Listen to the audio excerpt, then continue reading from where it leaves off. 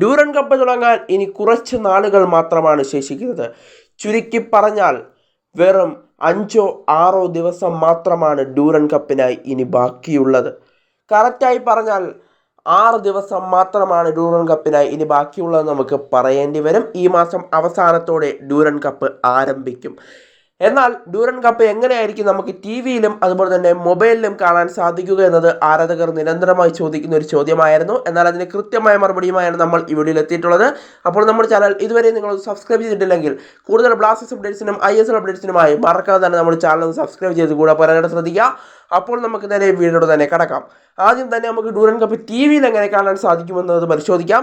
T വിയിലാണെങ്കിൽ നമുക്ക് Sony sports നെറ്റ്വർക്കിലൂടെ ഈ മത്സരങ്ങൾ വീക്ഷിക്കാനായിട്ട് സാധിക്കും. ഡ്യൂറൻ കപ്പിൻ്റെ എല്ലാ മത്സരങ്ങളും ഏതായാലും ആഗസ്റ്റ് 31 വരെ നടക്കുന്ന ഡ്യൂറൻ കപ്പിൻ്റെ ഫൈനൽ വരെ നടക്കുന്ന മത്സരങ്ങളെല്ലാം നമുക്ക് സോണി സ്പോർട്സിലൂടെ ടി വിയിൽ കാണാനായിട്ട് സാധിക്കുമെന്നതാണ് ഇപ്പോൾ മനസ്സിലാക്കാനായിട്ട് സാധിക്കുന്നത്. കാരണം ഡ്യൂറൻ കപ്പിൻ്റെ സംരക്ഷണാവകാശം ഏറ്റെടുത്തിരിക്കുന്നത് ഇപ്പോൾ സോണി സ്പോർട്സ് നെറ്റ്വർക്കാണ്. സോണി സ്പോർട്സ് 2-വിലായിരിക്കും ടി വിയിൽ നമുക്ക് ഈ മത്സരങ്ങൾ വീക്ഷിക്കാനായിട്ട് സാധിക്കുക എന്നതാണ് ഇപ്പോൾ മനസ്സിലാക്കാനായിട്ട് സാധിക്കുന്നത്. അതുപോലെ തന്നെ ഇനി മൊബൈലിലേക്ക് എത്തുകയാണെങ്കിൽ സോണി സ്പോർട്സ് നെറ്റ്വർക്കിൻ്റെ ആപ്പ് തന്നെയായ സോണി ലൈവിലൂടെ നമുക്ക് ഈ മത്സരങ്ങൾ വീക്ഷിക്കാനായിട്ട് സാധിക്കും എന്നതാണ് ഇപ്പോൾ മനസ്സിലാക്കാനായിട്ട് സാധിക്കുന്നത്. എന്തായാലും ഫോണിലാണെങ്കിൽ നമുക്ക് സോണി സ്പോർട്സിൻ്റെ മൊബൈൽ ആപ്പായ സോണി ലൈവിലൂടെയും അതുപോലെ തന്നെ ടി വിയിലാണെങ്കിൽ Sony sports network Sony sports 2-വിലൂടെ നമുക്ക് ഈ മത്സരങ്ങൾ വീക്ഷിക്കാനായിട്ട് സാധിക്കുമെന്നുള്ളതാണ് ഇപ്പോൾ മനസ്സിലാക്കാനായിട്ട് സാധിക്കുന്നത്.